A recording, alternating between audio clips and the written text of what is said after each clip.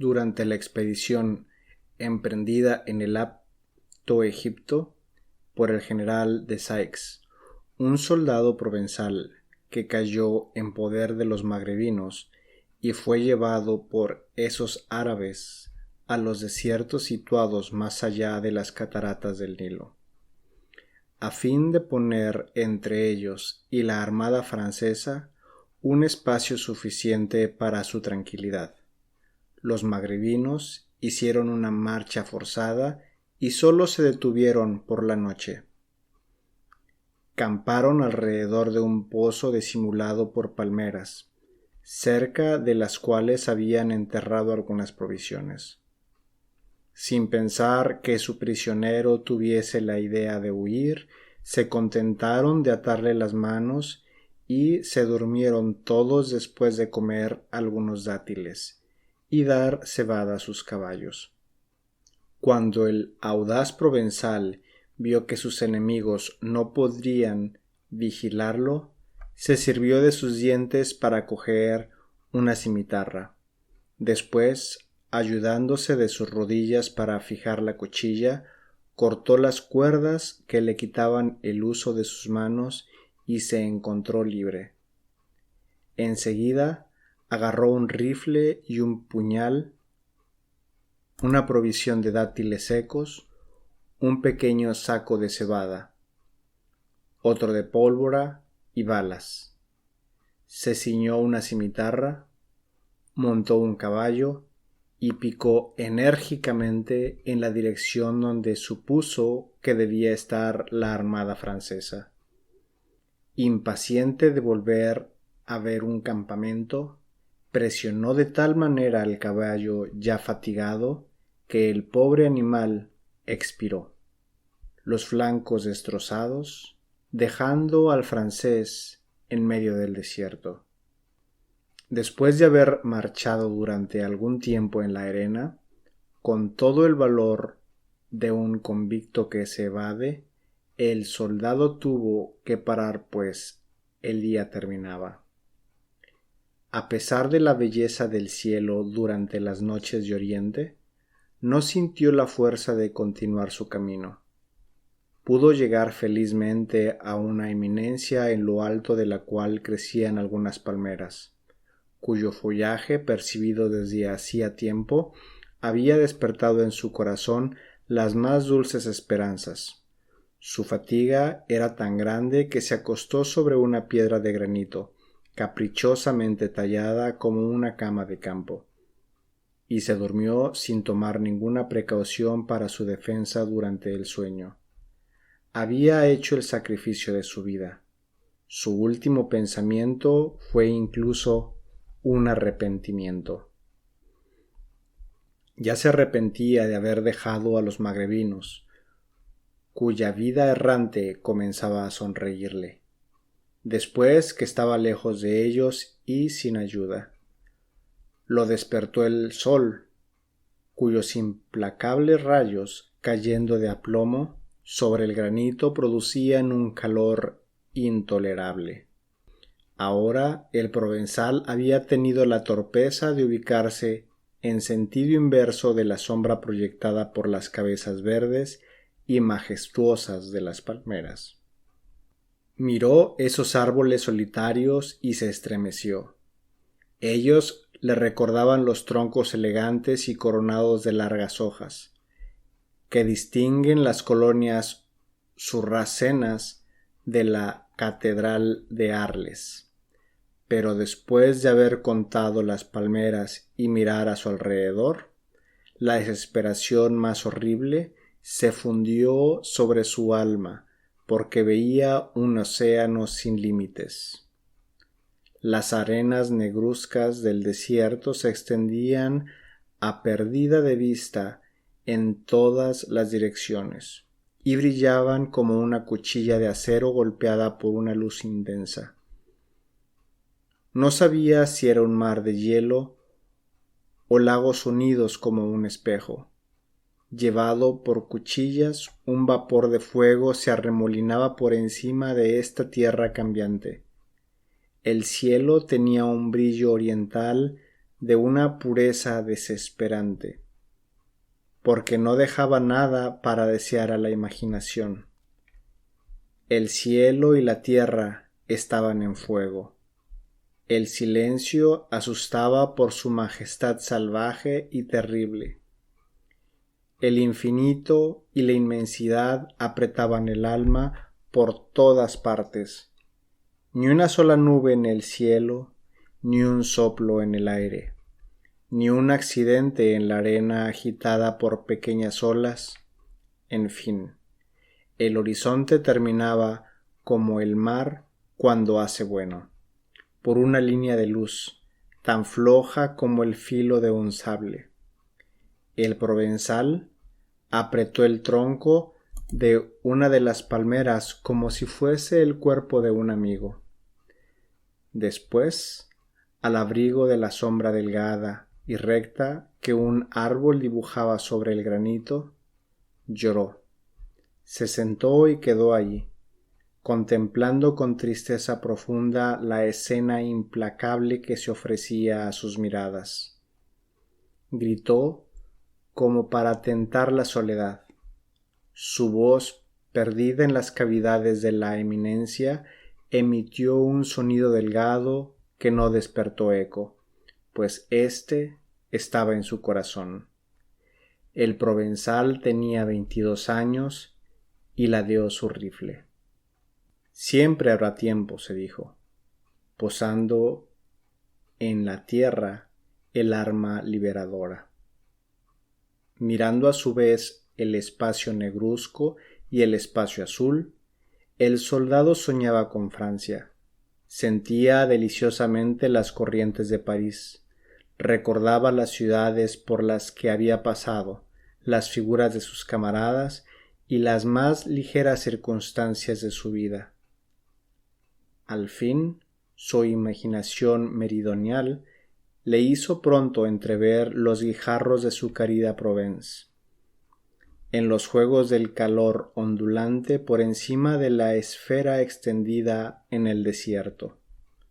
Temiendo todos los peligros de ese cruel espejismo, bajó al revés opuesto a aquel del cual había subido el día anterior sobre la colina.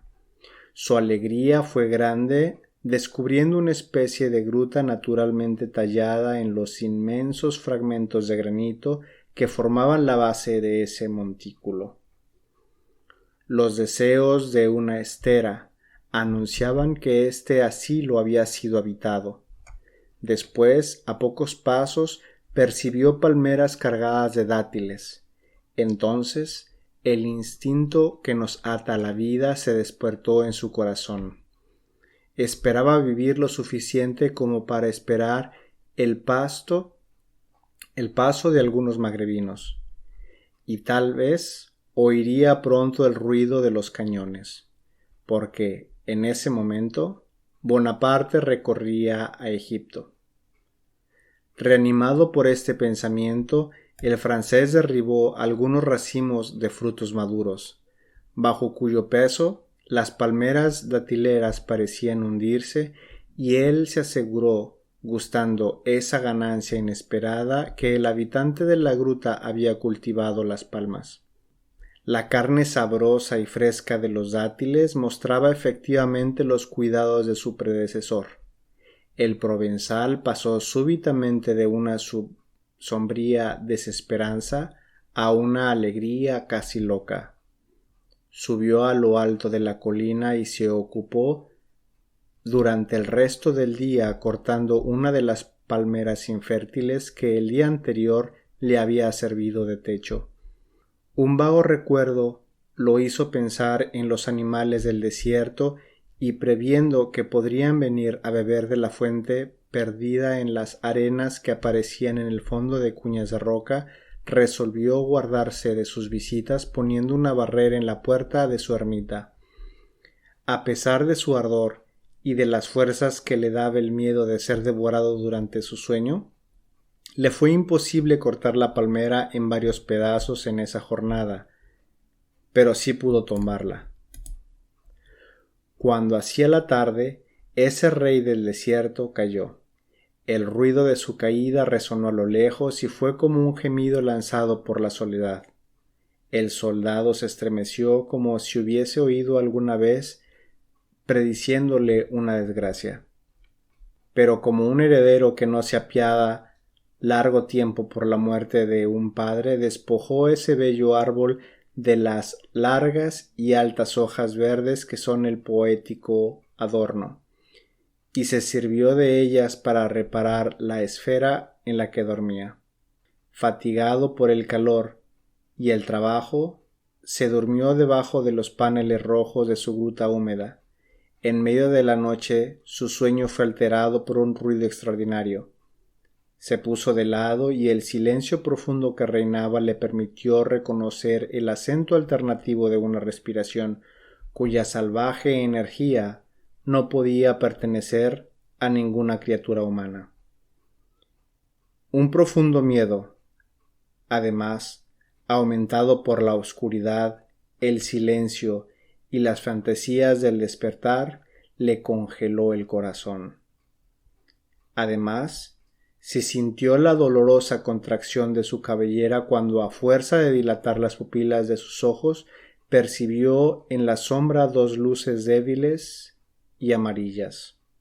En principio atribuyó esas luces a algún reflejo de sus pupilas, pero muy pronto el brillo de la noche, ayudándolo por grados a distinguir los objetos que se encontraban en la gruta, percibió un enorme animal acostado a 2 pasos de él. ¿Era un león, un tigre o un cocodrilo? El provenzal no tenía suficiente información para saber en cuál subgénero se clasificaba su enemigo, pero su temor fue tanto más violento que su ignorancia le hizo suponer todas las desgracias juntas. Soportó el cruel suplicio de escuchar para comprender los caprichos de esta respiración, sin perder nada y sin permitirse el menor movimiento. Un olor tan fuerte como el que exhalan los zorros, pero más penetrante y más grave, llenaba la gruta. Y cuando el provenzal lo degustó con su nariz, fue el colmo de su terror, porque ya no podía poner en duda la existencia del terrible compañero, cuya guarida real le servía de bicaque. Pronto los reflejos de la luna que se precipitaba hacia el horizonte, aclarando la guarida, hicieron resplandecer insensiblemente la piel manchada de una pantera. Ese león de Egipto dormía, acurrucada como un perro grande, tranquilo poseedor de un nicho suntuoso a la puerta de un hotel. Sus ojos, abiertos durante un momento, se habían cerrado y tenía la cara volteada hacia el francés. 1000 pensamientos confusos pasaron en el alma del prisionero de la pantera. Al principio quiso matarla de un tiro de fusil, pero se dio cuenta que no había suficiente espacio entre ella y él para ajustarlo. El cañón había sobrepasado el animal. ¿Y si se despertaba? Esta hipótesis lo dejó inmóvil. Escuchando latir su corazón en medio del silencio, maldecía los latidos muy fuertes, la afluencia de sangre producida, temiendo molestar ese sueño que le permitía buscar un expediente saludable. Pasó la mano 2 veces sobre su cimitarra con el fin de decidir cortar la cabeza a su enemigo, pero la dificultad de cortar un pelo raso y duro lo obligó a renunciar a su audaz proyecto. ¿Y si me falla el tiro? Eso sería una parte segura, pensó. Eso sería una muerte segura, pensó. Él prefería las visibilidades de una pelea y decidió esperar el día. Y no se hizo esperar mucho tiempo. El francés pudo entonces examinar a la pantera. Tenía el hocico manchado de sangre. Ella había comido bien. Pensó él, sin inquietarse si el festín había sido de carne humana o no, pues no tendría hambre al despertarse. Era una hembra. La piel del vientre y de los músculos brillaba de blancura. Varias manchitas parecidas al terciopelo formaban bonitos brazaletes alrededor de las patas. La cola musculosa era también blanca, pero terminaba en anillos negros por encima del vestido amarillo como el oro mate, más bien liso y suave. Llevaba esas motas características matizadas en forma de rosas que servían a distinguir las panteras de las otras especies de felinos. Esta anfitriona tranquila y formidable roncaba en una pose tan graciosa como la de una gata acostada sobre el cojín de una otomana. Sus ensangrentadas patas, nerviosas y bien armadas, estaban delante de su cabeza que reposaba encima y de la que salían esas barbas raras y derechas, parecidas a hilos de plata. Si ella hubiese estado así en una caja, el provenzal sin duda habría admirado la gracia de esta bestia y los vigorosos contrastes de los colores vivos que le daban a su vestido un brillo imperial, pero en ese momento él sentía su visión perturbada por este aspecto siniestro. La presencia de la pantera aún dormida le hacía sentir el efecto que los ojos magnéticos que la serpiente produce en el ruiseñor. El valor del soldado terminó por desvanecerse un momento delante de ese peligro, mientras que seguro se habría exaltado bajo la boca de los cañones vomitando la metralla. Sin embargo, un pensamiento intrépido se aclaró en su alma y acabó en su fuente, el sudor frío que le corría de la frente. Actuando como los hombres que, llevados a límites por la desgracia, llegan a desafiar la muerte y se ofrecen a sus golpes, vio sin darse cuenta una tragedia en esta aventura y decidió jugar su papel con honor hasta la última escena. Anteayer los árabes me habrían matado tal vez, se dijo, considerándose como muerto. Esperó valientemente y con una inquieta curiosidad el despertar de su enemigo. Cuando apareció el sol, la pantera súbitamente abrió los ojos. Después extendió violentamente sus patas para estirarlas y disipar los calambres. Finalmente bostezó, mostrando así el espantoso aparato de sus dientes y su lengua bífida tan dura como un rallador. Es como una pequeña amante, pensó el francés, viéndola rodar y hacer los movimientos más suaves y coquetos. Lamió la sangre que tenía sus patas, su hocico, y se rascó la cabeza con gestos reiterados plenos de gentileza. Bien, hazte un pequeño baño, se dijo el francés, que reencontró su alegría retomando el valor. Vamos a desear los buenos días. Y tomó el pequeño puñal corto del que se había librado de los magrebinos. En ese momento la pantera volteó la cabeza hacia el francés y lo miró fijamente sin avanzar. La rigidez de sus ojos metálicos y su insoportable claridad hicieron estremecer al provenzal, sobre todo cuando caminó hacia él, pero él la contempló con aire acariciador y guiándola como para magnetizarla, la dejó llegar cerca de él. Después, con un movimiento tan suave, tan amoroso, como si hubiese querido acariciar una bella mujer, le pasó la mano sobre todo el cuerpo, de la cabeza a la cola, irritando con sus uñas las flexibles vértebras que compartían la espalda amarilla de la pantera. La bestia enderezó voluptuosamente su cola, sus ojos se suavizaron y cuando por tercera vez el francés logró esta adulación interesada, ella dejó escuchar uno de esos ronroneos con los cuales los gatos expresan su placer. Pero ese murmullo partió de una garganta tan poderosa y profunda que retumbó en la gruta como los últimos ronquidos de los órganos de una iglesia. El provenzal, comprendiendo la importancia de esas caricias, las redobló para aturdir y sorprender a esa cortesana imperiosa. Cuando estuvo seguro de haber apagado la ferocidad de su caprichosa compañera, cuya hambre había sido tan felizmente satisfecha el día anterior, él se levantó y quiso salir de la gruta. La pantera lo dejó salir, pero cuando había escalado la colina, ella saltó con la ligereza de los gorriones, saltando de una rama a otra, y vino a frotarse contra las piernas del soldado, arqueando el lomo como las gatas.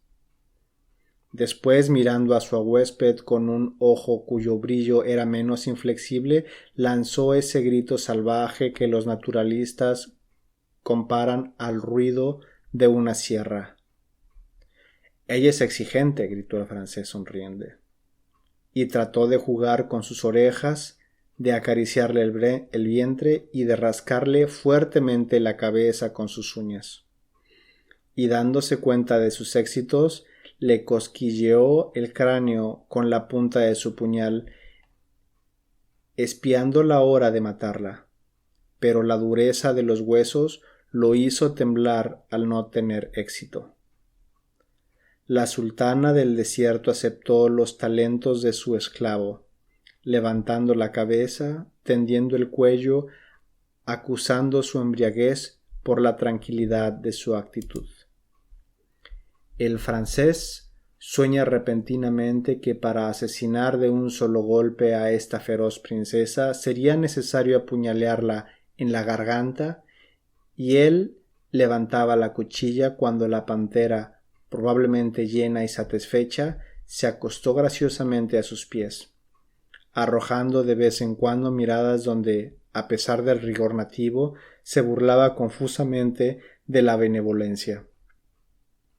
El pobre provenzal comió sus dátiles apoyándose sobre una de las palmeras, pero a su vez echando un ojo investigativo en el desierto para buscar en él posibles liberadores, y sobre su terrible compañera para espiar la clemencia incierta.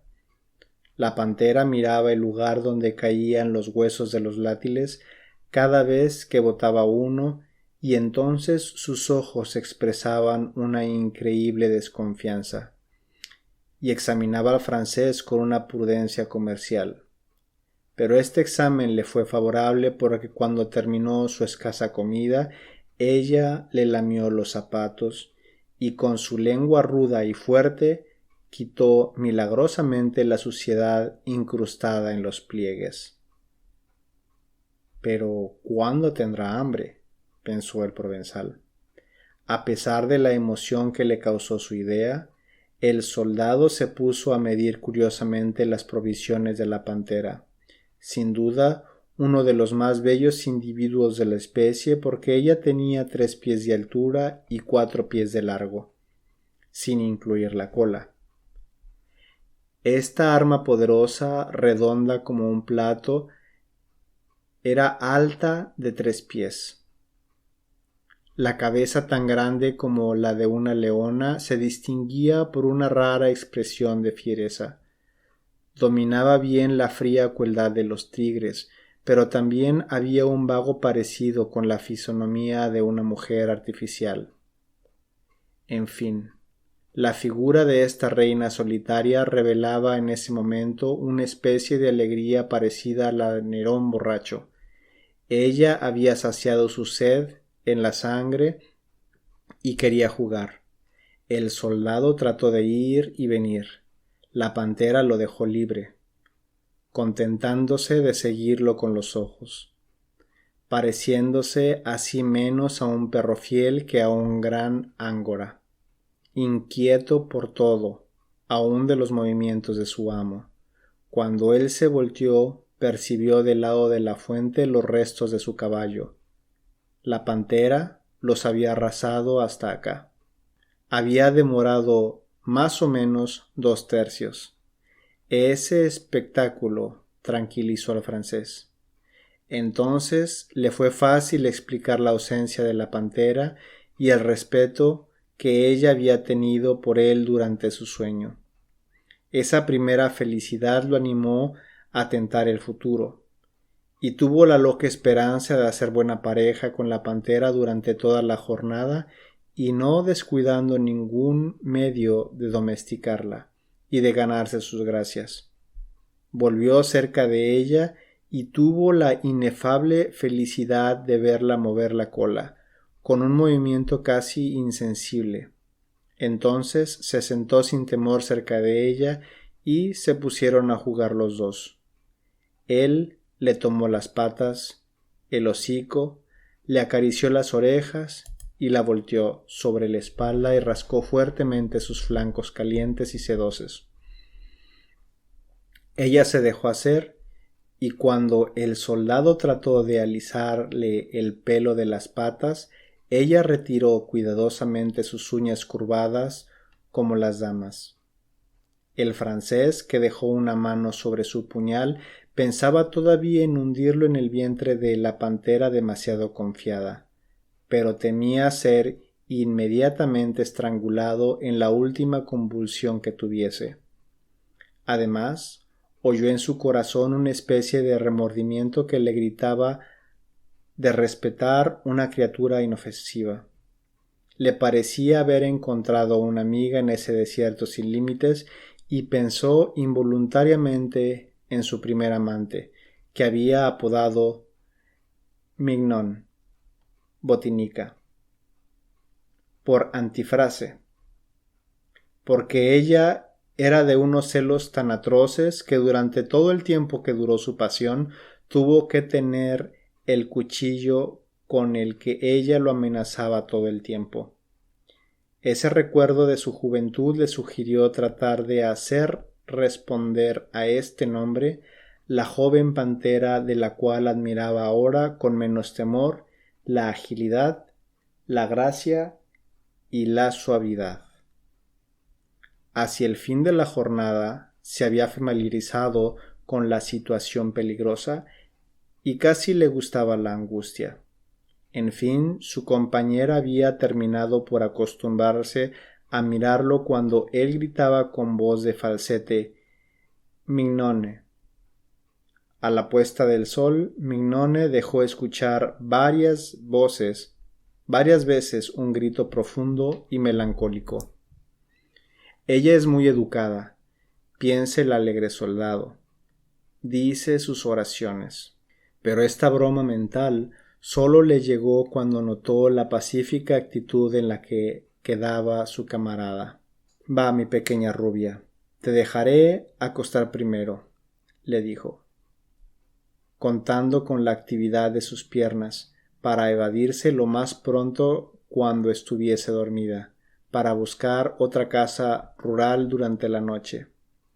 El soldado esperó con impaciencia la hora de su huida y cuando llegó caminó vigorosamente en dirección del Nilo, pero apenas había caminado un cuarto de legua en la arena que escuchó a la pantera saltando detrás de él y haciendo por intervalos ese grito de sierra aún más aterrador que el ruido sordo de sus saltos. Vamos, se dijo él, ella es mi amiga. Esta joven pantera no ha encontrado a nadie. Es halagueño tener su primer amor. En ese momento el francés cayó en una de esas arenas movedizas tan formidables para los viajeros y de donde es imposible salvarse. Sintiéndose prisionero, lanzó un grito de alarma. La pantera lo agarró con sus dientes por el cuello y saltando con fuerza hacia atrás lo sacó del abismo como por magia. «Ah, Mignone», gritó el soldado acariciándola con entusiasmo, «entre nosotros ahora es a la vida y a la muerte, pero sin bromas». Y regresó sobre sus pasos. El desierto estuvo desde entonces como poblado porque encerraba un ser al que el francés podía hablar y cuya ferocidad se había suavizado por él, sin que se explicara las razones de esta increíble amistad, por poderoso que fuera el deseo del soldado de quedarse de pie y en guardia, se durmió. Despertó y no vio a Mignone. Subió a la colina y a lo lejos vio corriendo con saltos y siguiendo la costumbre de esos animales a los que la carrera está prohibida por la extrema flexibilidad de su columna vertebral. Mignone llegó con el hocico ensangrentado y recibió las caricias necesarias que le hizo su compañero, incluso testimoniado con varios ronroneos graves. Toda su felicidad. Sus ojos, plenos de dulzura, se voltearon con más suavidad que el día anterior hacia el provenzal que le hablaba como un animal doméstico. Ah, señorita, ¿por qué usted es una chica honesta, no? ¿Ve usted eso? Nos gusta que nos acaricien. ¿No le da vergüenza? ¿Usted se ha comido algún magrebino? Bien, sin embargo, son animales como usted. Pero al menos no te comas a los franceses. No te querría más. Ella juega como un perro joven con su amo, dejándose rodar, golpear y halagar, a la vez, y a veces ella provocaba al soldado poniendo su pata sobre él con un gesto de solicitante. Algunos días se pasaron así. Esta compañía permitió al provenzal admirar las sublimes bellezas del desierto, desde el momento en que encontró horas de temor y tranquilidad, alimentos y una criatura en la que pensar. Tuvo al alma agitada por contrastes. Era una vida llena de oposiciones. La soledad le reveló todos sus secretos y lo envolvió con sus encantos. Descubrió en el levantarse y acostarse del sol espectáculos desconocidos para el mundo. Supo emocionarse escuchando encima de su cabeza el suave silbido de las alas de un pájaro, raro pasajero, viendo las nubes confundirse, viajeros cambiantes y coloridos. Estudió durante la noche los efectos de la luna sobre el océano de la arena. Sobre el Simún producía olas, ondulaciones y rápidos cambios. Vivió con el día del oriente, del que admiró las pompas maravillosas. Y a menudo, después de haber gozado del terrible espectáculo de un huracán en esta planicie donde las arenas levantadas producían nieblas rojas y secas, nubes mortales, él veía llegar las noches con delicia porque entonces caía la bienhechora frescura de las estrellas. Escuchó músicas imaginarias en los cielos. Después, la soledad le enseñó a desplegar los tesoros del ensueño. Pasaba horas enteras recordando naderías y comparando su vida pasada a la presente.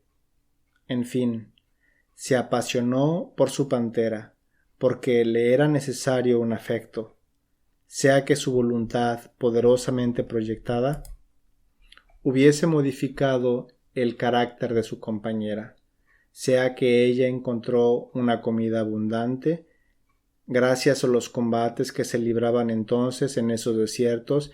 Ella respetó la vida del francés, que temió por no desconfiar más viéndola también domesticada. Él empleaba la mayoría de su tiempo en dormir, pero estaba obligado a mirar, como una araña en su tela, para no dejar escapar el momento de su liberación, si alguien pasaba en la esfera descrita por el horizonte. Había sacrificado su camisa para hacer una bandera levantada en la parte superior de una palmera despojada de su follaje, a consejo por la necesidad. Supo encontrar el medio de guardarla despejada, estirándola con palillos, porque el viento tal vez no la hubiese agitado en el momento en que el viajero, esperado, miraba en el desierto. Era durante las largas horas en que lo abandonaba la esperanza que se divertía con la pantera. Había terminado por conocer las diferentes inflexiones de su voz y la expresión de sus miradas. Había estudiado los caprichos de todas las manchas que matizaban el oro de su vestido. Mignone ya ni siquiera lo regañaba cuando le arreglaba el mechón por el que terminaba su terrible cola, para contar en ella los anillos negros y blancos, adorno gracioso que brillaba de lejos al sol como piedras preciosas. Le gustaba mucho contemplar las líneas esponjosas y finas de los contornos, la blancura del vientre, la gracia de la cabeza, pero era sobre todo cuando ella loqueaba que la miraba complacientemente. Y la agilidad, la juventud de sus sentimientos siempre lo sorprendían. Admiraba su flexibilidad cuando se ponía a saltar, a arrastrarse, a resbalar, a deslizarse, a aferrarse, a rodar, a acurrucarse y a correr por todas partes. Por rápido que fuese su impulso, tan resbaladizo como un bloque de granizo, ella se detenía en seco al oír la palabra Miñón. Un día del sol brillante un pájaro inmenso planeó en los aires. El provenzal dejó su pantera para examinar ese nuevo huésped, pero después de un momento de espera la sultana descuidada gruñó sordamente. «Yo creo que ella está celosa», gritó viendo sus ojos de nuevo rígidos. El alma de Virgin habría pasado a ese cuerpo, es seguro. El águila desapareció de los aires mientras que el soldado admiraba la grupa redonda de la pantera. Pero había tanta gracia y juventud en sus contornos. Era bonita como una mujer. La rubia piel del vestido se casaba con los tintes finos a los tonos del blanco mate que distinguía los muslos. La luz profusamente arrojada por el sol hacía brillar ese oro vivo, esas manchas marrones para darles atracciones indefinibles. El provenzal y la pantera se miraron el uno al otro con aire inteligente. La coqueta se estremeció cuando sintió las uñas de su amigo rascarle el cráneo, sus ojos brillaron como dos relámpagos y después ella lo cerró con fuerza. «Ella tiene un alma», dijo él estudiando la tranquilidad de esta reina de las arenas, dorada y blanca como ellas, solitaria y ardiente como ellas. «Ah, ahí está», me dijo ella. «He leído su alegato en favor de los animales, pero ¿cómo terminaron dos personas tan bien hechas para comprenderse? Pues bien, ellos terminaron como terminan todas las grandes pasiones, por un malentendido. Creemos que en ambos lados hay alguna traición, no podemos explicarnos por orgullo y nos atascamos en la terquedad. Y algunas veces en los momentos más bellos, dijo ella, una mirada o una exclamación son suficientes. Bien, entonces, ¿terminó la historia? Es horriblemente difícil, pero usted comprenderá lo que ya me había confiado el viejo gruñón cuando, terminando su botella de champaña, gritó. No sé qué mal le he hecho, pero ella se volteó como si estuviese enrabiada, y con sus dientes agudos me mordió un poco el muslo. Yo, creyendo que quería devorarme, le hundí mi puñal en el cuello. Ella rugió lanzando un grito que me congeló el corazón. La vi debatirse mirándome sin cólera. Habría querido por todo el mundo, por mi cruz, que no tenía todavía volverla a la vida. Era como si yo hubiese asesinado a una persona de verdad, y los soldados que habían visto mi bandera y que corrieron a mi rescate me encontraron en lágrimas. Bien, señor, retomó después de un momento de silencio. Yo hice después la guerra en Alemania, España, Rusia y Francia. Caminé bien mi cadáver, nada parecido vi en el desierto. Es que todo eso es muy bello. ¿Qué sintió usted?, le pregunté. Oh, eso no se dice, joven. Además, no siempre me siento arrepentido de mi ramo de palmeras y de mi pantera. Es necesario que esté triste por ello. En el desierto, ves, hay de todo y no hay nada. Pero aún así, ¿me explicas? Pues bien, respondió dejando escapar un gesto de impaciencia. Es Dios sin los hombres.